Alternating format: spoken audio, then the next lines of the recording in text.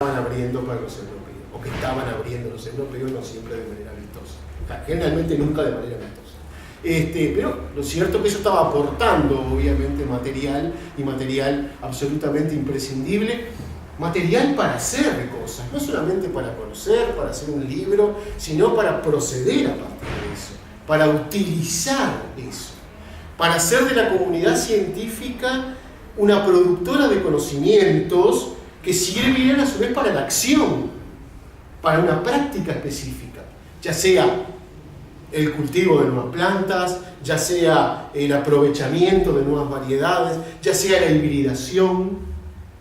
No olviden que por estas épocas están haciendo también, se están poniendo la simiente de lo que luego será la genética, falta todavía para esto, pues se están poniendo las simientes de las hibridaciones, de los cambios, y eso requiere conocimiento, pero sobre todo requiere organizar la información disponible de manera tal que fuera accesible de manera inambigua para los científicos en las comunidades del mundo. En el librito hay un ejemplo sobre una planta muy humilde que aparentemente, yo no la conozco, que aparentemente está en los prados de Europa, que los historiadores, los científicos naturales designaban de diversas maneras. Y este es un ejemplo que trae un tal Hedrick, un tipo muy interesante que hace historia de la ciencia y la tecnología, el ejemplo de cómo esa planta humilde, pero bueno, tendría su función, alimentaría ganado, qué sé yo, cosas por el estilo, era nombrada de decenas de maneras, incluso algunos la nombraban, yo qué sé, con 20, 30 palabras, lo cual obviamente no lo hacía manejable, casi el mapa y el territorio de Borges, ¿verdad? Esta misma planta, Linneo la reduce a 2 palabras y hace lo mismo con esta clasificación. A esta le llama púa bulbosa. En la primera pone el género y luego pone la especie. Es decir, hace una clasificación taxonómica que fuera accesible para una comunidad de científicos y que esa comunidad comprendiera rápidamente de qué se le estaba hablando cuando se le decía púa bulbosa. No es mi caso, yo tuve que ir a Google, poner púa bulbosa y apareció hasta la foto, háganlo, ¿no? Es una plantita de lo más humilde, pero por ello despreciable. Entonces, cuando sucede esto, uno se pregunta, bien, ¿se consigue un lenguaje riguroso que define o designa un grupo de objetos que los agrupa, los hace un conjunto identificable, más allá de las variaciones, obviamente, pero voy a saltearme esa parte porque si no sería casi de locos, ¿verdad? Que hace un conjunto y de ese conjunto yo me puedo referir. Y así como me refiero a me puedo referir al tomate, a la papa y a otras cosas por ahí mucho más provechosas, ¿verdad? Para el alimento. No olviden que además Europa y el resto del mundo lidiaba cíclicamente con hambrunas, con desastres meteorológicos. O sea, lo del cambio climático es real, pero estos fenómenos de inundaciones y sequías no son nuevos, tienen miles y miles de años, ¿verdad? Posiblemente se han cambiado o se hayan agudizado, pero el problema existía desde siempre. Es decir, conocer para hacer, para organizar el trabajo, para organizar la producción, es parte del hacer de la ciencia. Pero bien, volvamos entonces a esta púa bulbosa como ejemplo simplemente de, que además yo lo tomo de Hedrick, no lo estoy inventando, como ejemplo de esa designación que quita ambigüedad a un objeto. Pero se lo quita a una comunidad que entiende de esto. Yo no entendía, por eso me fui a Google y puse ahí Google, ¿verdad? Es decir, una comunidad que entiende. Entonces, lo que tenemos que pensar es, y que se empezó a pensar tardíamente en el ámbito de la epistemología, ¿verdad? O mejor dicho, creo que la epistemología, como les decía al comienzo de la charla, comienza a partir de este momento, que es el valor de las comunidades científicas, como organizadoras del saber. No solamente de cómo se designa, sino de qué se designa, por qué se designa, en vista de qué se designa y cómo se procede con eso. Entonces, es importante conocer los métodos de la ciencia, por cierto, es importante ver qué es verificable y qué es refutable, si lo deductivo o inductivo, si la combinación de ambos, toda una discusión que se ha dado millones de veces, Pero también creo que es muy importante, yo creo que incluso, por lo menos desde mi punto de vista, esto puede ser discutible, pero está, es más importante ver cómo se organiza ese criterio. Y creo que ahí entra a jugar un rol fundamental, ¿verdad? El mirar cómo comenzaron a hacer los epistemólogos, sociólogos, antropólogos, filósofos, desde luego, a partir de mediados, ya desde principios del siglo XX. Me acuerdo del viejo Ludwig Fleck, que murió en la total ignorancia, ¿verdad? Cuando empezó a hablar de comunidades científicas, para tratar un caso muy específico, que era cómo había ido variando el concepto de sífilis a lo largo desde su aparición en 1493 en Europa hasta el momento que él escribe eso en 1930, ¿verdad?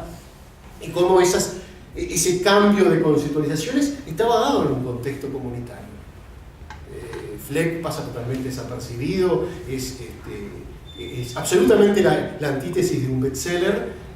Claro, él justo compite con la lógica de la investigación científica de Popper por esos años y bueno, de todo un ambiente preparado para recibir otro tipo de cosas y no esa propuesta epistemológica de Fleck. Fleck es retomado por Kuhn, citado por Kuhn en la estructura de las revoluciones científicas y rescata, en cierta medida, ese valor de la comunidad, es decir, de cómo los tránsitos, los diálogos, los acuerdos en torno a qué nombrar, cómo proceder, cómo hacer, qué es riguroso y qué no lo es, se dan en el contexto de la comunidad científica.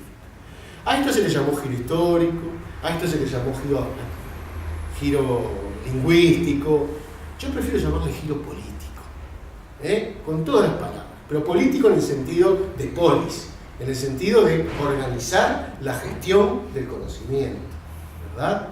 Este giro político que comienza a darse, que tiene muchas, digamos, ramales y forma, uno lo puede ver, obviamente, bueno, ya en Fleck, ya incluso en Nietzsche, ¿verdad? Pero bueno, en Fleck específicamente trabajado a partir de una comunidad científica, y sobre todo uno lo empieza a ver básicamente en el gran libro, el gran bestseller de la epistemología, que es la estructura de la revolución científica de Kuhn, ¿verdad? Es decir, la comunidad científica organizando, para el caso de las ciencias maduras, organizando el saber, designando, delimitando qué es lo real y lo irreal, qué es lo posible y lo no posible, sin poniéndole, nombrando con precisión las cosas que quiere nombrar. Pero entonces estamos viendo a una comunidad trabajando en aras de determinados propósitos y ya no como aquel sujeto liberado de toda pasión, sino como sujetos pasionalmente cargados en el propósito, es decir, interesados, así como lo estuvo Linel, como lo han estado todos los científicos, más allá de lo que ideológicamente se declare, ¿verdad? Como ciudadanos interesados en generar un saber sobre determinada área y cómo ese saber sobre determinada área, por supuesto que va a estar contaminado de los intereses de la gente.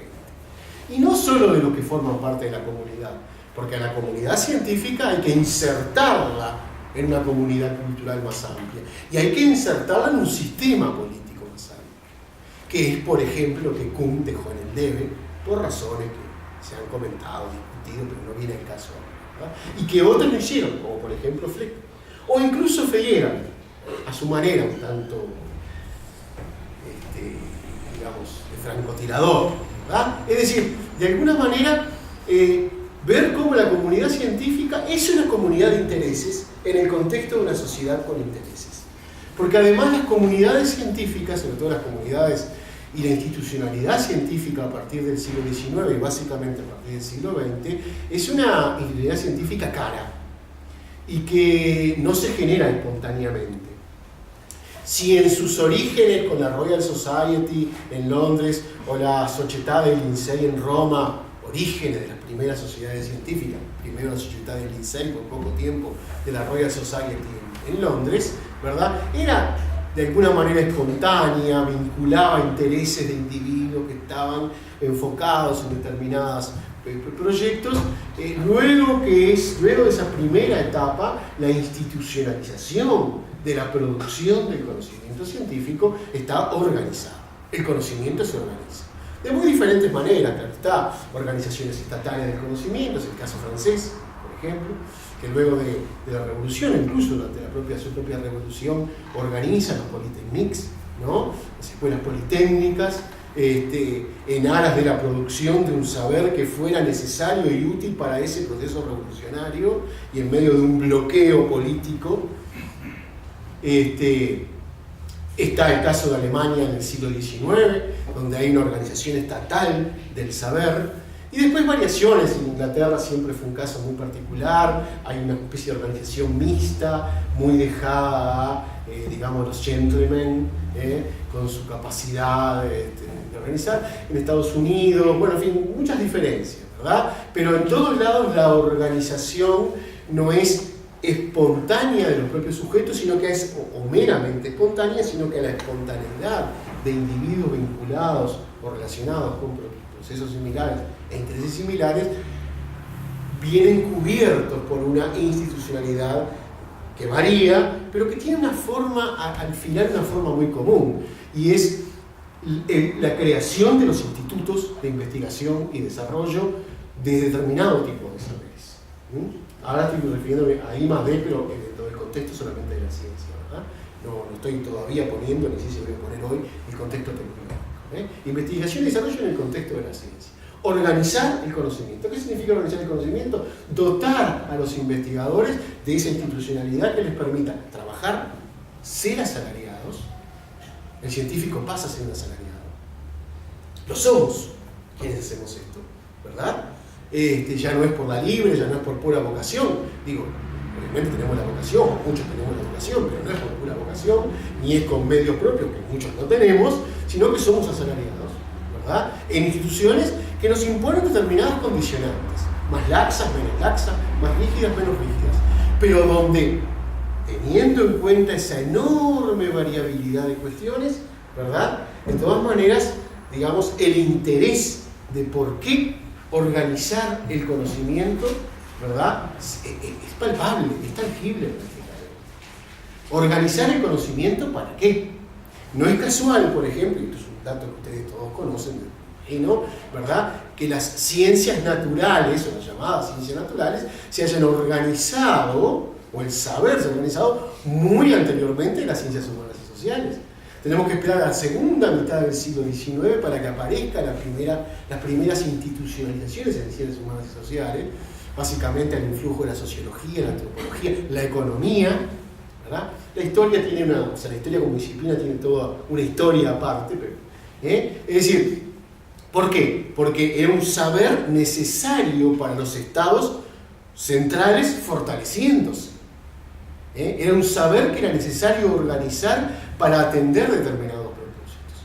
La propia fundación de la Biblioteca Nacional acá en Uruguay, el oratorio que hace Larrañaga en la fundación, es interesantísimo desde un punto de vista epistemológico. Aparte está muy bien escrito. Larrañaga era un científico de primer nivel, y eso que trabajaba con dos palitos, vamos a entenderlo, ¿verdad? Larrañaga puesto en una institucionalidad fuerte hubiera sido, desde luego, pienso yo, obviamente condicional, ¿no? Hubiera tenido otra perspectiva científica, pero combinaba lo político, lo religioso, lo científico. Fue una persona, a mi juicio, admirable. Larrañaga, en ese oratorio inicial de la fundacional de la Biblioteca Nacional, dice, bueno, esto es para juntar libros, pero esto no es para juntar libros y tenerlos ahí para que la gente los lea. Esto es para que la gente los lea, para que haga cosas. Esto en el marco de una política artiguista de generación, ¿verdad? De una, no me atrevo a llamar nacionalidad, pero cierta condición de país, ¿verdad? De país federal, ¿verdad? Que tuviera propósitos muy claros, es decir, salvar lo que hay, organizar el posterior reglamento de tierras, es decir, investigar para hacer. El propio Larrañaga dice en un momento en ese oratorio, lo cual es extraño en un cura de esa época además, y después para una persona que como descendiente de europeos también de esa época, veían con mucho desprecio lo aborigen. Dice, a ver a los muchachos si pueden aprender el lenguaje de los grupos nativos, que se nos está perdiendo, porque se están muriendo, se están matando, ¿verdad? Es decir, entre una cosa y otra, ¿no? Es decir, pero solo para saber, no, saber para hacer, para integrar, para incluir. ¿Qué tiene que ver por eso con lo social, con lo político, con lo productivo? ¿Verdad? Para eso se organiza el conocimiento. Voy a traer un ejemplo local para que no todo parezca que se haya acabado, nosotros simplemente copiamos. Sí, probablemente Artigas copió, Artigas, su grupo de ideólogos copiaron muchas cosas, nadie inventa nada nuevo, es muy difícil inventar nada nuevo, pero ese es el proceso de organización del conocimiento, producir con determinado propósito. Y el interés entonces está dentro, ya está incluido. Ahora, ¿cómo conciliar ese interés que se incluye con la salvaguarda que nos proponía Bacon, que creo que es legítima? Es decir, como diciendo, a ver, si nosotros incluimos el interés en nuestras búsquedas, vamos a hacer una ciencia a nuestro gusto, no una ciencia de lo real, sino de lo que nos parece lo real. ¿Se nota dónde está la contradicción? ¿Cuál era el propósito original y finalmente en qué deriva?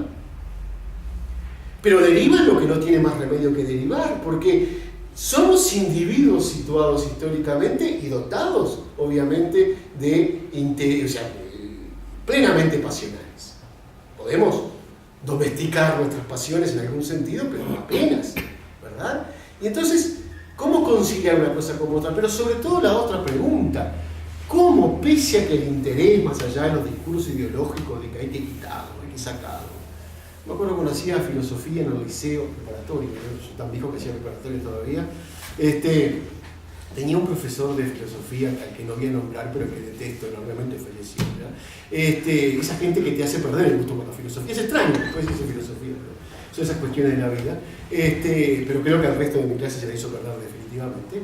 Donde decía, entre otras cosas, que para ser filósofo, decía, muchachos, para ser filósofo se tienen que sacarse todas las pasiones de arriba. Y yo siempre lo recuerdo, ¿verdad? Porque eso era en pleno siglo XX, yo soy viejo, pero no tanto, ¿verdad? Es decir, en la década del 70, una década triste para Uruguay, pero bueno, es relativamente poco de todo esto, ¿verdad?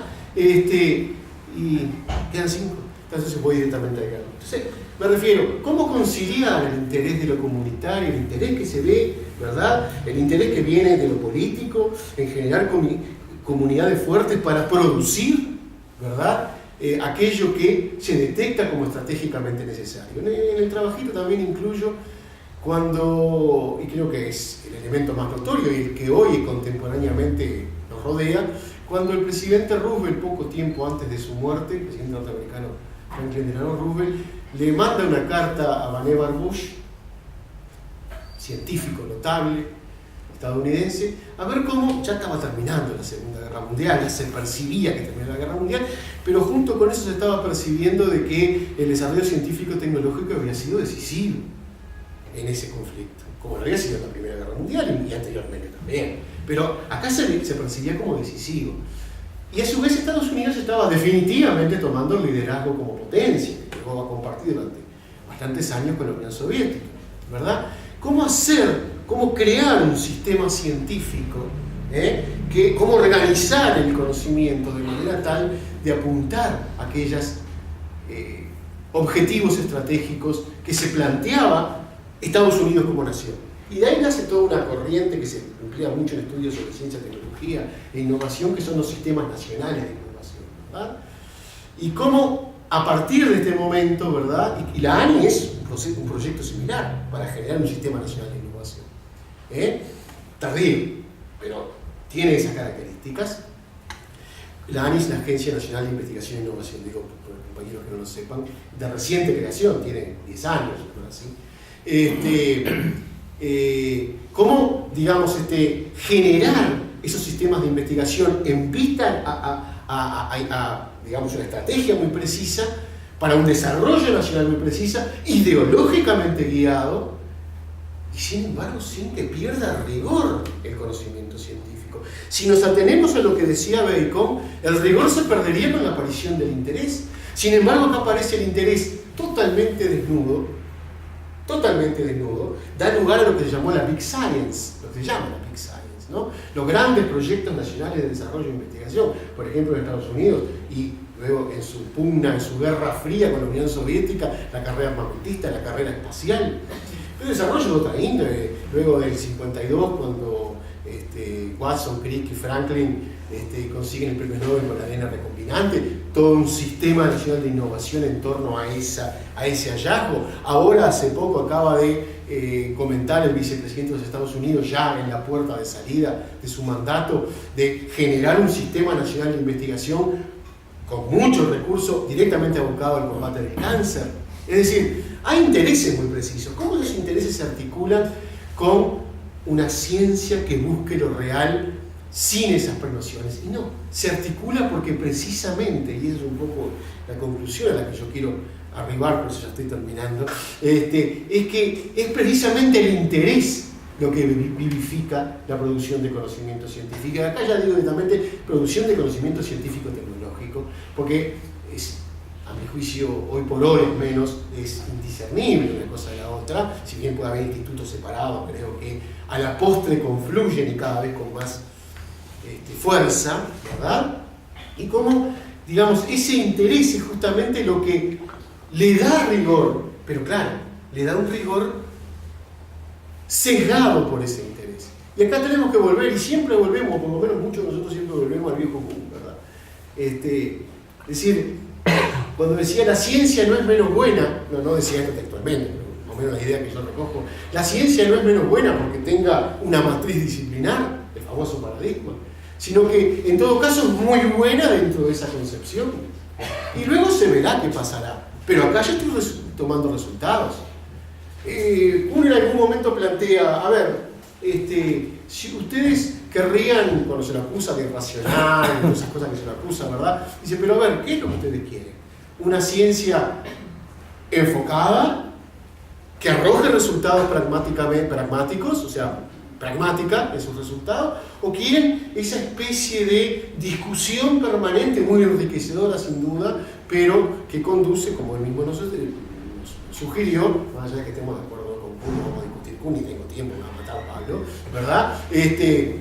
A esa especie de inmadurez permanente que justamente lo que hace es impedir la consecución de resultados prácticos.